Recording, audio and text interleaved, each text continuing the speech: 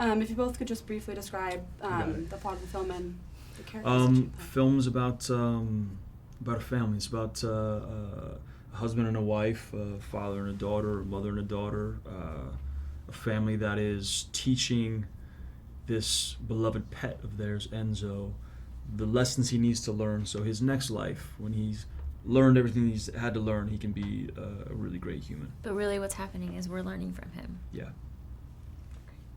How was it for each of you working with the various dogs who play your dog, Enzo? Working with the different dogs was, I mean, I gotta admit, it was kind of like a different experience per dog. Butler, our older dog, he was very rowdy, very rambunctious. If you had food, uncontrollable, but like was dying for that piece of chicken or whatever. Parker was a little more soulful. He was so zen. Quiet, very still, just such a presence, that boy. It was heaven on earth, Yeah, it really working was. with these dogs. This is the best kind of job I've ever done. Yeah.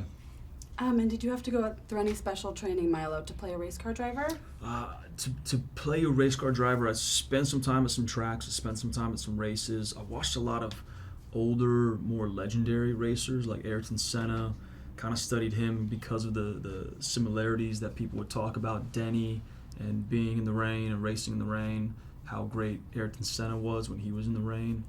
They said, when it rained, it never rained on him. But then, once I kind of got past the technical aspect of it and understood that the focus that these guys and gals have behind a wheel is the same focus and determination you have as an actor, I was like, oh, wait, is it? They're wearing race suits and I'm wearing makeup. Cool, I saw got it. that in your character, like throughout, like you had this focus as Denny, was Milo too. I mean, you are very focused and disciplined, but you were, I mean, especially the other night in the screening, like you were really going through things, and we said this before, but his character never asks why. He doesn't struggle. He doesn't allow himself to indulge in the struggle. He says, okay, it's happening, now what? And I think that's a beautiful way to look at life. It's like not firing the second arrow. It's like you're not suffering, you're not asking why, there's no point. You're now going through it and getting to the next level. And that's a giant lesson for me, just in general. Like I think it's a lesson for everybody, but that's one of the other messages in the movie. And it was just all about focus. And I love that it's about race. I mean, I love Garth Stein, like this novel, like it was very unique, and this movie is very unique. Yeah. And had you had any experience racing cars before? Professionally racing cars, no, I never had an experience. Privately, maybe on the streets of Los Angeles, yes. I might have in my younger years done a lot of just kind of street racing. Right. Amazing. But no, I'd never been on a track before, and the moments when I was able to hop behind the wheel of Testarossa on a track, or just how fast were you going? In the shot on the poster in Testarossa.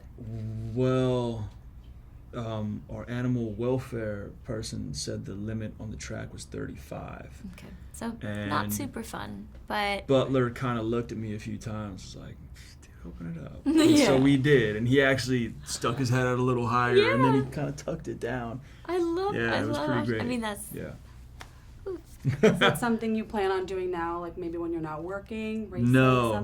Actually, no. My contract on This Is Us specifically says I'm not allowed to race a car, race a motorcycle, or pilot a small aircraft. But I can drive in a car, ride a motorcycle, and fly with somebody else. But I can't do it with myself. So I'm gonna stick to my lane of being an actor. Yeah. And I look forward to like playing a ballerina or something. Oh my God, that would be amazing. You great. actually could. I mean, you should. I don't know. We'll see. Maybe. You should. Maybe. You have the body type already. You already kind of look like a ballerina. My knees hurt. Well, you'd fake it a little bit. Totally. Yeah. And Amanda, can you tell us a little about your work with? Sorry. Oh, no, go ahead. No. Your work with Best Friends Animal Society. Yeah, the Best Friends Animal Society is like my jam, and I've been working with them for I don't know, maybe 5 years, and I really get what they're going for. I've seen the action that they've taken. I see how things have changed. It really is so uplifting and so inspiring to see an organization making so many changes this quickly, this efficiently, and standing by their their message and to save them all. And like they're so close to LA being no kill already for dogs, not for cats, unfortunately. Cats are harder to control, but it honestly like gets me every time when I'm talking to somebody who's works there. It's just they are so passionate about saving these animals from euthanization. I mean, the rates are down everywhere in the country. And doing this movie, I knew that it was going to be perfect to tie this in with Best Friends and No Kill LA and any local shelter who's, on board. I just think advocating for rescue pets as opposed to buying them from breeders is so important. And like, it's so ambiguous. In the book, he buys dogs. In the movie, he's just at a farm picking up a puppy, and it's just like, let's continue that conversation. Let's remind people that every time they buy from a breeder, they're actually like not helping us save. They're doing the opposite. And when they know that, they don't want animals to be put to death. They don't. Nobody does. I mean, most people don't. Psychopaths maybe, but most of us aren't psychopaths. And it's so awesome that I can talk about Best Friends so openly and so much while I'm promoting this movie. It's so perfect for me. And I'll talk about it forever. Yeah, no. Sorry. I mean, do you have any kind of guidance on how people can get in touch with them, people watching this? Well, yeah, bestfriends.org.